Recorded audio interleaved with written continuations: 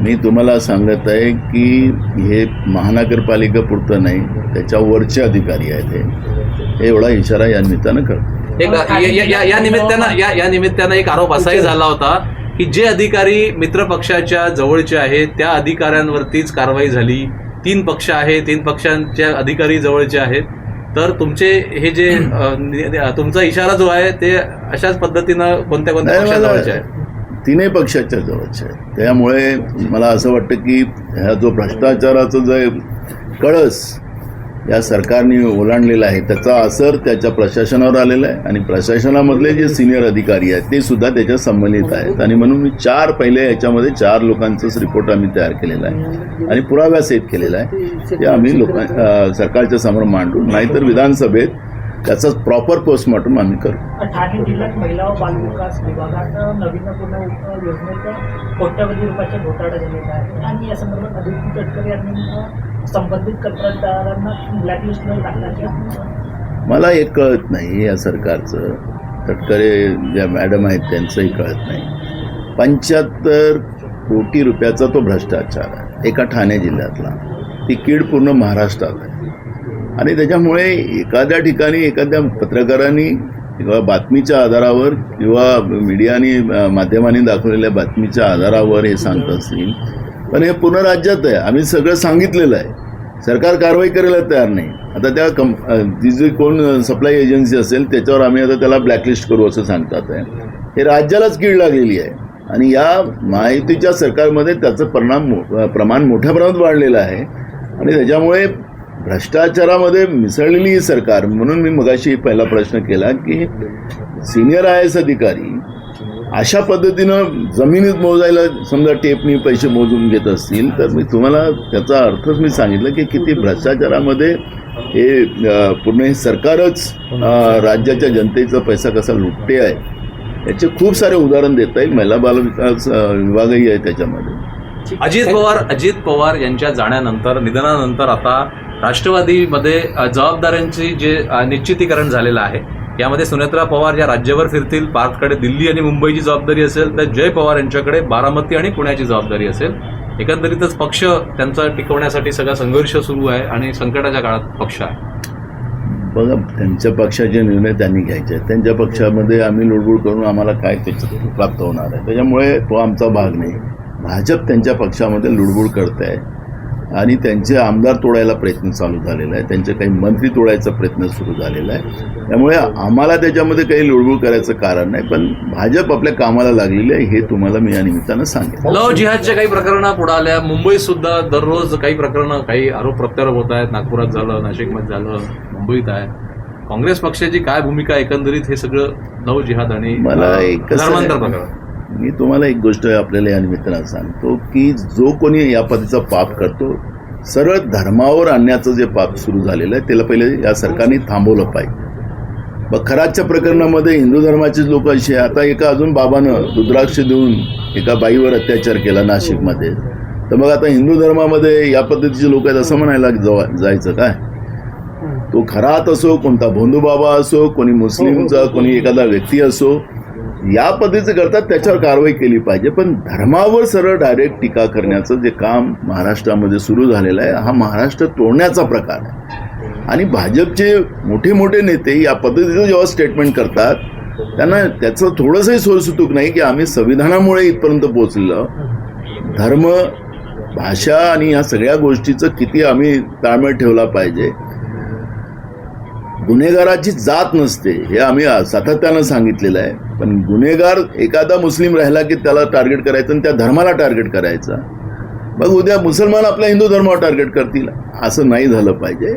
आखरी धर्म कुठलाही असो पण व्यक्ती त्याच्यामध्ये दोषी असते आणि त्या व्यक्तीला टार्गेट केलं पाहिजे आणि त्याला पनिशमेंट दिली पाहिजे आणि कायद्यामध्ये प्रोव्हिजन केलं पाहिजे की अशा पद्धतीचं कोणी करत असेल त्याला फाशीची सजा द्या, तो कुठल्याही धर्माचा असो, की दुसऱ्यांदा या पद्धतीनं कुठलंही पाप या शाहू फुले आंबेडकरांच्या महाराष्ट्रात होता कामा नये, अशा पद्धतीची भूमिका आमची आहे.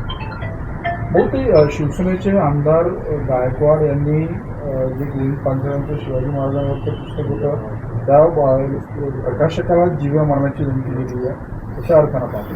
बघा, मला मी तुम्हाला वारंवार सांगतो की या सरकारला किती माज आलेला आहे, सरकारमध्ये राहणाऱ्या आमदारांना कसा माज आलेला आहे, कारण की यांना लोकांची गरजच नाही आहे. निवडणूक आयोगाच्या कृपेने बेईमानीनं हे सरकार आलेलं आहे. मी आज नाही अनेकदा सांगतो आहे, सुरुवातीपासून सांगतो.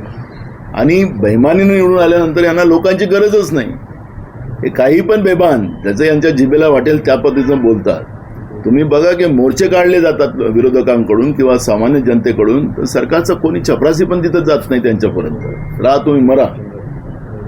आणि सरकारने घाबरलं पाहिजे लोकांच्या प्रश्नाला. आता आपण ज्या नागपूरमध्ये आहोत, आता 2 बारवर परवाच्या दिवशी तिथं हमले झाले. एकाला तर मारलं जरीपटकामध्ये, जिवंतच मारलं. एक दुसऱ्या भागामध्ये आपण पाहिलं की त्याचा मॅनेजर आणि त्या मालकाला बेदम मारलं. काय म्हणजे हा म्हणजे या नागपूर शहरामधला मुख्यमंत्री, राज्याचे गृहमंत्री आणि धडाकेबाज निर्णय करणारे महाराष्ट्र शासनामध्ये महसूल मंत्री ते नागपूरचे पालकमंत्री आहेत. आता मला सांगा की कंट्रोल राहिला की नाही राहिला? हो, काल तुम्ही दिवसाढवळ्या लोकांना मारलं जात आहे, दिवसाढवळ्या चाकू बंदुकींच्या गोळ्या टाकल्या जातात नागपूर शहरामध्ये. कायदा सुव्यवस्था ज्या नागपूरमध्येच चांगलं नाही तर महाराष्ट्रात काय असेल? आणि म्हणून आपल्या लोकांना माझं एवढंच म्हणणं आहे की हे जे काही पाप जे चाललेलं आहे याचं कारणच आहे हे लोकांच्या मतानं निवडून आलेलं सरकार नाही, हे बेईमानीने निवडून आलेलं सरकार आहे. निवडणूक आयोगाच्या कृपेने निवडून आलेलं आहे आणि मोदी आणि अमित शहा यांची कृपा त्याच्यावर मोठ्या प्रमाणात आहे आणि त्याच्यामुळे हे सगळं चाललेलं आहे. काल तुम्ही उपमुख्यमंत्री एकनाथ शिंदे यांना भेट घेतली, काय नेमकं प्रकरण काय? आमच्या मतदारसंघातले नगरपालिकेचे काही प्रश्न होते, त्या प्रश्नाबाबतची एक मीटिंग होती. आणि दुसरं एक विधानसभेमध्ये आम्ही प्रश्न लावला होता, त्याचं उत्तर देत असताना एकनाथ शिंदेंनी सांगितलं होतं, राज्याच्या उपमुख्यमंत्र्यांनी सांगितलं की मी माझ्याकडे मीटिंग लावून हा प्रश्न सोडू. त्यामुळे काल ती मीटिंग होती आणि सगळे अधिकारी, प्रशासन सगळं त्याच्यामध्ये होता आणि ती मीटिंग काल त्याच्यामध्ये झाली. पण काल आपल्या देशासाठी खरी लाजिरवाणी एक गोष्ट आपण पाहिली की ट्रम्प आपल्या देशाला नरक म्हणतो आहे आणि आपल्या देशाचे 56 इंचीचे प्रधानमंत्री काही बोलायलाच तयार नाही. त्यांनी एकदा स्टेटमेंट केलं होतं की मैं गलती से हिंदुस्तान में पैदा हुआ, मुझे अच्छा नहीं लगता. म्हणजे आता आपल्या देशाचा प्रधानमंत्री असं बोलत असेल आणि अमेरिकेचे राष्ट्राध्यक्ष ट्रम्प म्हणत असतील की भारत नरक आहे, तर मला वाटतं की आम्हाला जे संस्कृती आहे, मग हिंदू धर्माची संस्कृती, आमचे साधू संत आम्हाला तेच सांगतात की भारतही हे स्वर्ग आहे. बघ आता साधू संतांनी चूप कसं राहावं? आता मोदींनी तर चूप राहावंच, मोहन भागवतजींनी कसं चूप राहावं? म्हणजे हे लोक काय शांत बसलेले आहेत? ज्या देशाला स्वर्ग म्हटलं गेलेलं आहे म्हणून देवी देवतांनी इथं जन्म घेतलेला आहे असं आम्हाला सांगतात. बघ त्या देशाला तो बाहेरच्या देशाचा राष्ट्राध्यक्ष तो सांगतो की भारत नरक आहे. मग आता याच्यापेक्षा सरेंडर जे आमचे नेते राहुल गांधी सांगतात की मोदी सरेंडर झाले ट्रम्पला, हे त्याच्यापेक्षा कुठलं आता दुसरं आता वाक्य वापरलं पाहिजे.